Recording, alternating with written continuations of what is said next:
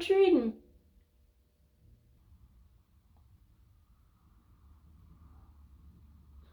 I'm reading The River of No Return, the autobiography of a Black militant and the life and death of SNCC by Cleveland Sellers and Robert Terrell. It's mostly about Cleveland Sellers' time in SNCC, coordinating, and then the shift from Black freedom movement to the Black power movement. I've never heard of Cleveland Sellers. I read about the civil rights movement in school, but I don't know who he is. He was involved with SNCC in the 60s. What's SNCC? The Student Nonviolent Coordinating Committee. Ella Baker started it in April 1960, but it was run by students. Ella Baker was an organizer in the SCLC. I got you in the acronym this time. The Southern Christian Leadership Conference. This is the same organization that Dr. Martin Luther King Jr. was a part of. But that's not what the book's about. It mostly centers around Cleveland Sellers' time with SNCC, and it documents his eyewitness report of the Orangeburg Massacre. So the book opens up with the chapter growing up in Denmark. While Sellers' book mostly talks about his time in SNCC, the opening chapter focuses on his childhood, and here he breaks the white presumption that his childhood could be unhappy under the thumb of white supremacy. Sellers also debunks the assumption that having an unhappy childhood is only linked to not having good parents. He never felt neglected by them, but the implicit and explicit threat of violence, Sellers' parents stressed to their children to not underestimate white racism, and the community spread whispers about terrors and how to survive them.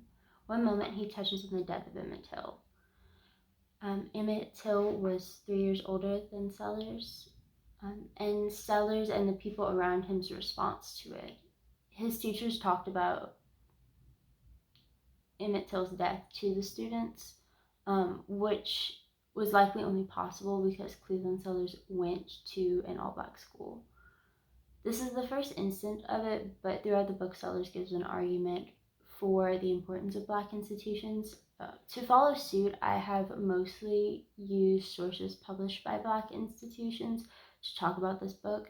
I will put them in the description box below. Please go check them out. Let's talk about the title. The River of No Return. What is the River of No Return?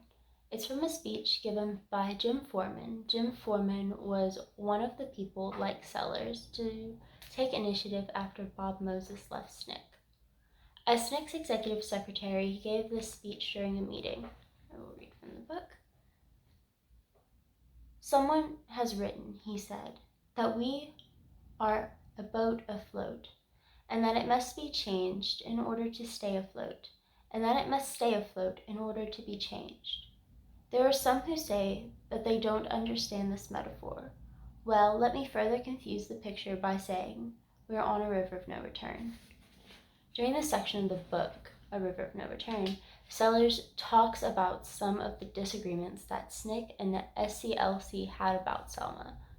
I wish not to focus on Selma as a moment of violence for this video, because I fear that that violence may outshine the organization that SNCC did in Mississippi.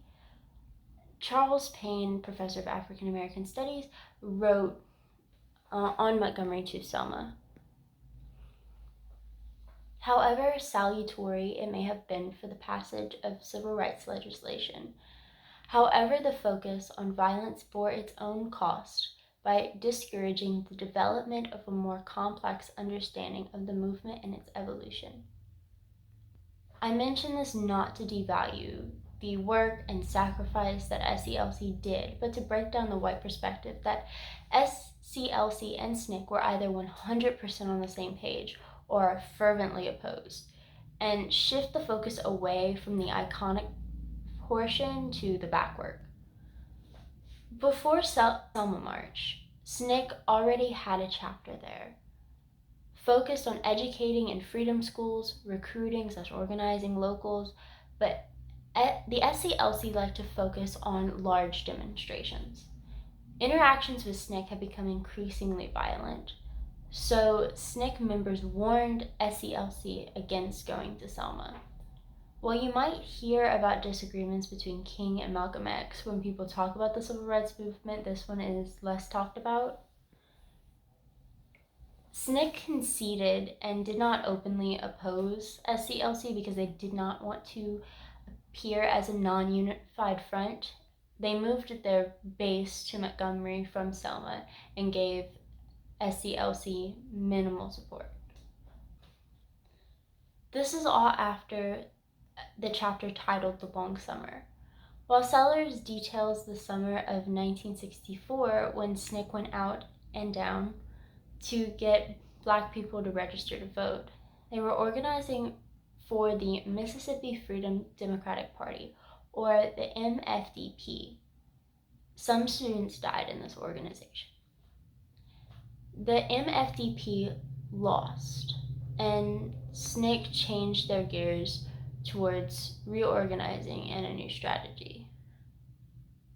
SNCC and New York office's director Ivanhoe Donaldson said about their time in the South, SNCC's Alabama experience was the immediate genesis to the concept of Black power.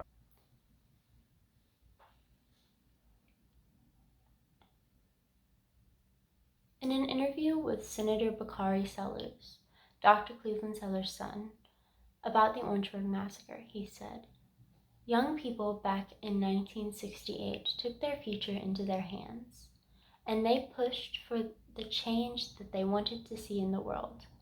3 of them gave their lives. Another 28 were wounded, including my father." This statement presents the idea that these kids had gone out and prepared to fight and die. But the massacre occurred on a college campus, a Black college campus, not in the bowling alley in the public sphere that is presumed by this statement. Cleveland Sellers gives his personal account of the Orangeburg Massacre in the titular chapter. He was shot during the event, and he said, "It felt like a power-driven sledgehammer." This personal account of the too often untalked about murders provide a vital perspective to the incident. Other sources write, many of the injured were shot in their backs, sides, or the bottoms of their feet. One of those who was killed by police was Henry Smith, which Seller remarks looks just like himself.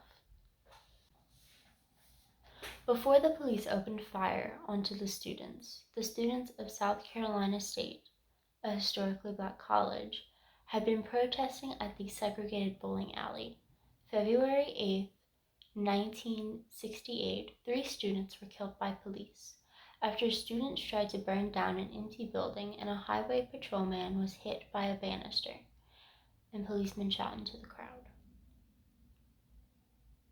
The boys that were killed were Samuel E. Hammond, Jr., age 18, Henry E. Smith, age 19, and a high school student, Delano H. Middleton, age 17, who was shot 7 times. 28 other people were injured in the shooting by the police. Statues of the boys are now at South Carolina State's campus, but I ask my dear viewer, why is this not talked about as much as Selma? Is it because it happened at night and there are no good pictures? Is it because this happened at HBC? What makes a moment of history noteworthy in the master narrative?